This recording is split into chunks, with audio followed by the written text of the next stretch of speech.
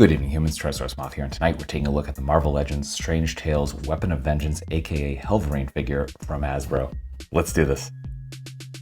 Aesthetically speaking, this figure looks badass, and I mean, it's a Wolverine body that we've seen a number of times before in different colors and forms, but with a flaming metal skull head, and can't beat that. I mean, I think this was an easy pass for a lot of people, but I mean, for a lot of others, and myself included, like, could not pass this up. And yeah, so I mean, again, the body we've seen a lot of times before. I really like the proportions and just the way this body like articulates, and we'll get into that a little bit. But yeah, beyond that, I mean, it's short, it's stocky. We get basically that classic brown suit Wolverine. I really like the matte brown that they use here as well. It gets a little glossy towards the top, which is a little strange. But yeah, just all good stuff. Everything a Wolverine figure should be, I think. And then again, that head sculpt, which is this awesome silver skull. I think there probably could have been like a wash or something across the teeth just to kind of make that a little less bright. But beyond that, it's really nice the way that the silver is painted above this translucent plastic and kind of lets the flames go through. Looks amazing, backlit. Actually, no, excuse me while I knock in my camera. I do have a light here at my desk somewhere. You can hear me rummaging around. But yeah, like, that's awesome. The light is rather bright, but you know, any backlighting on this figure just looks fantastic. So yeah, really badass looking figure. Very bare bones when it comes to accessories, and honestly, that's probably because you can kind of see the marketing at work with the way this wave went, where this is, you know, the people who are going to buy Flaming Skull Wolverine are going to buy Flaming Skull Wolverine. So everything else, every other character in this wave came with a Build-A-Figure part. This did not. So yeah, this one kind of sells itself, and those who aren't going to buy it just aren't going to buy it. So there's that. And yeah, so basically just get hands. So right out of the box, we get a pair of fists. And then we get, of course, the flaming claws in that same beautiful translucent plastic with those little bits of orange mixed in with the yellow. Just beautifully done, especially the way they curve the flames. So love it. And that will do it for accessories.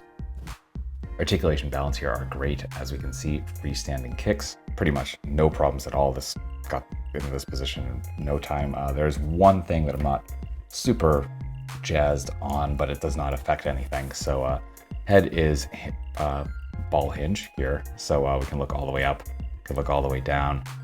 We can get the tiniest bit of tilt, but we do get rotation as well. We get these really nice butterfly joints, come back about that far, forward that far. Here's our neutral. Do get hinge and swivel at the shoulders, coming into a perfect T. Get bicep swivel, double jointed elbows, going to there. We do get hinge and swivel at the wrists, all horizontal. And we get our old school ab crunch, but fantastic range, lots of crunch, decent arch back. We get a swivel at the waist. Our hips, this is the one part where it's like not full splits. It would have been really cool, but still decent range.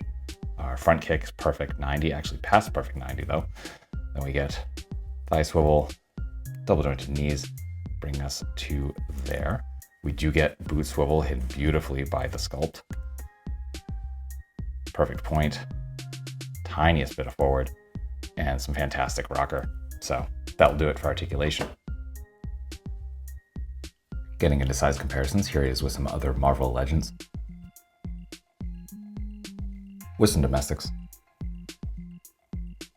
With some imports.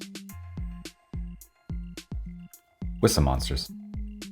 Finally, with articulated icons, Oni and yours truly in human form as the Valorverse Action Force figure.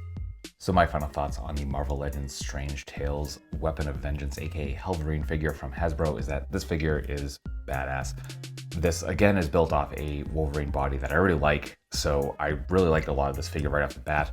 I think just adding a flaming skull and flaming claws to that just puts it over the top. We've seen a lot of Wolverine figures this year from Hasbro, especially because it is the 50th anniversary of the character.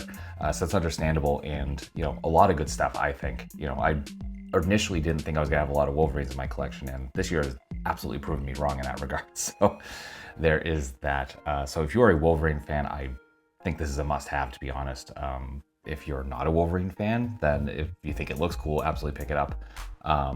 But beyond that, it's, up to you naturally, as always is, but I recommend it personally. So it is showing up in various online stores at the moment. However, that means it should probably start showing up on shelves and pegs within the next couple of months. So I wish you the best of luck in picking yours up. But at the end of the day, I really hope you found this review informative and somewhat entertaining. And if that's the case, I hope to see you back, because I do multiple reviews like this every week. So yeah, come on back. Pardon me, let's just escape the world for a while, talk about some really nice plastic. But ultimately, I just hope you're well, hope that all of your toy dreams come true, and most importantly, I hope that you and yours stay weird, simians.